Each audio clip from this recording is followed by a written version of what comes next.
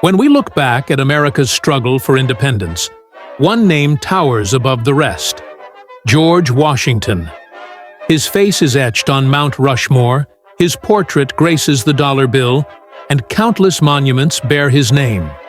Yet behind the marble and myth was a man of flesh and blood. A man who often doubted himself, who never sought power, and who carried the weight of a new nation on his shoulders. George Washington was born in 1732 in Westmoreland County, Virginia. Unlike the royal families of Europe, he came from modest beginnings, the son of a planter in Britain's North American colonies. Young Washington's education was limited, and for much of his youth, he seemed destined for an ordinary life. But his character, defined by discipline, resilience, and ambition, set him apart.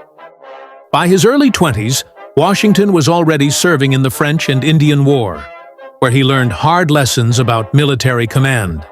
He experienced defeat, retreat, and the chaos of war firsthand. These trials gave him a realistic view of battle. Victory came not through glory or bravado, but through patience, endurance, and leadership. When tensions between the colonies and Britain erupted into revolution, Washington was called upon to lead the Continental Army. It was a near impossible task. His soldiers were undertrained, poorly armed, and constantly short on supplies. The British, by contrast, commanded the most powerful army and navy in the world. Yet Washington's genius lay not in dramatic victories, but in his ability to keep the cause alive. He retreated when he had to, struck unexpectedly when the enemy grew overconfident, and inspired loyalty when despair seemed overwhelming. His daring crossing of the Delaware River on Christmas night, 1776, remains one of the Revolution's defining moments, a gamble that breathed new life into the American fight for independence. The winter at Valley Forge tested Washington and his men like never before. With little food, inadequate clothing, and brutal cold, many soldiers deserted. But Washington remained at the center, sharing in their suffering, reminding them what they fought for. His presence alone became a source of strength. For the ragtag army, he was not just a commander, he was the revolution itself. And yet, Washington's greatest act came not with sword in hand, but with the humility to lay it down.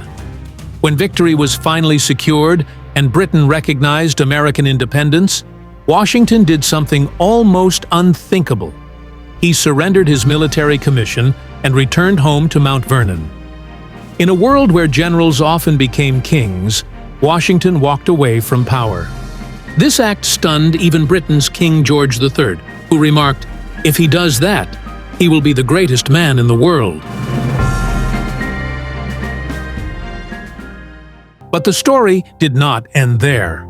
In 1789, with the young republic on the verge of collapse, Washington was unanimously elected as the first president of the United States.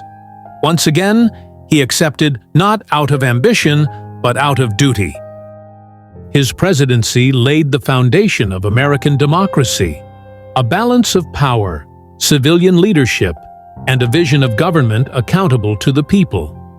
After 2 terms, he once again shocked the world by voluntarily stepping aside, ensuring that no American leader would ever be a monarch in disguise.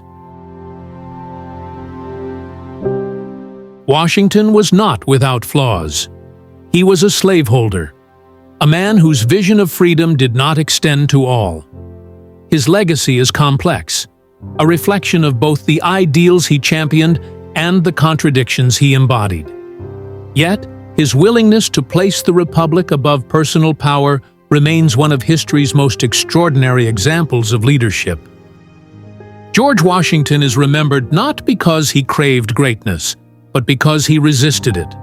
He showed that true strength lies not in conquering nations, but in building one and in knowing when to let go. His story is not just America's story, but a universal reminder. that freedom always comes with a price, and that the hardest battles are often fought within ourselves.